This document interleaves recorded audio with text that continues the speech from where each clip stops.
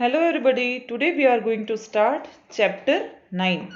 The Four Princes. The Four Princes this means चार राजकुमारियां.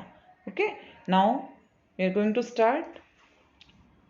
Four princes lived in a green tower. Green tower it means हरा जो tower होता है ना, tower मतलब ऊंचा सा है ना, एक टावर यानी ऊंची जो हाइट वाला जो होता है ना उसको कहते हैं. अब bright green tower is middle in the सी.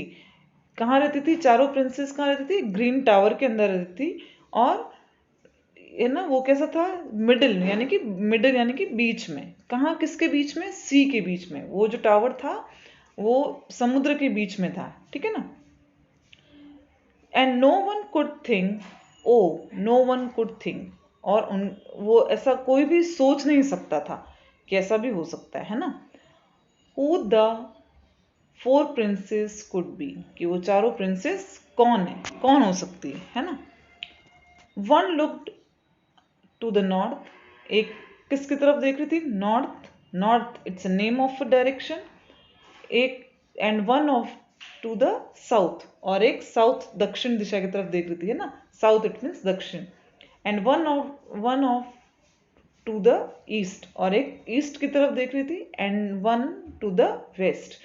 चार वेस्ट की तरफ, चारों का अलग अलग डायरेक्शन में अपना फेस करके खड़ी थी. देख रहे हो ना इस पिक्चर के अंदर, देखो ये है ना. Yes, they were all so pretty. वो कैसी थी? तीनों चारों की चारों बहुत प्रिटी थी, यानी कि बहुत सुंदर थी है ना. So very pretty. चारों बहुत सुंदर थी. You could not tell which was the prettiest. और हम उनमें से ये किसी को भी चूज करके नहीं बता सकते थे उन चारों में से कि सबसे ज्यादा प्रीटिएस्ट कौन है, कि सबसे ज्यादा इन चारों में से कौन सुंदर है ना. All are equal. चारों की चारों एक जैसी ही सुंदर थी. ठीक है ना. Their curls were golden. Curls it belongs to a hairs. Curls है ना, जो हेयर्स के अंदर, अपने बालों के अंदर ऐसे घुंघरालापन जो होता है, वो किस तरह के थे? उनके बाल घुंघराले घुंघराले गोल्डन कलर के थे है ना. Their eyes were blue. और उनकी जो आंखें थी वो किस तरह की थी? ब्लू कलर की है ना. ब्लू कलर की आईज थी. And their voice were sweet as a silvery bell. और उनकी वॉइस यानी कि आवाज बहुत मीठी थी है ना, कि जैसे कोई घंटियां बज रही हो है ना. And four white birds around them flu. और उनके चारों तरफ जो थे वो क्या? बर्ड्स, वाइट बर्ड्स उड़ते रहते थे है ना. But where they came from, who could tell, है ना. अब ये वो कहाँ से आई हैं, वो बर्ड्स कहाँ से आई, ये सब क्या थे? कोई उनके बारे में कुछ भी नहीं जानता था. Okay. Oh who could tell, for no one knew. किसी को भी उनके बारे में कुछ भी नहीं पता था है ना. And not a word could you hear them से. और उनको आप कुछ भी कहते हुए, उन्होंने किसी ने भी उनको कभी कुछ भी कहते हुए या बोलते हुए नहीं सुना.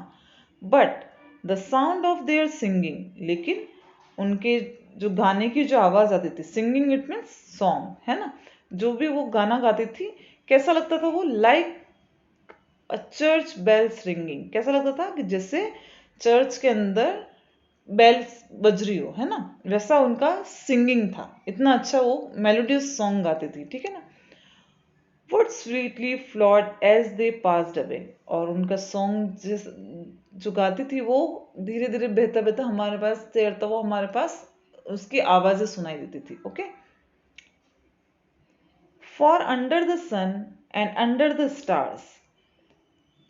सूरज के नीचे, तारों के नीचे, they often sailed on the distant sea. और वो ऐसे ही करते करते फिर से समुद्र के ऊपर से फिर से अपने टावर की तरफ रवाना हो जाती थी वो चारों प्रिंसेस.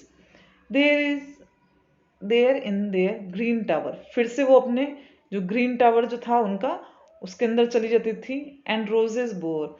और वहां पे जो कैसे खुशबू आती थी, हमेशा फूलों की, रोजेस की खुशबू आती रहती थी. फिर से वो उसी टावर के अंदर दे लिव्ड अगेन. और वहां जाके फिर से वो उसी टावर के अंदर रहने लगती थी. A mystery. ये सब कुछ जो भी है उन प्रिंसेस के बारे में, सब कुछ क्या है? एक मिस्ट्री, एक रहस्य है जिनको कोई भी नहीं जान पाया. Okay. So thanks, have a nice day, and try to learn it carefully. इसको अच्छे से पढ़ना और अच्छे से समझना। And I will when I will take you a live class, I will ask you questions from this. Okay, thank you.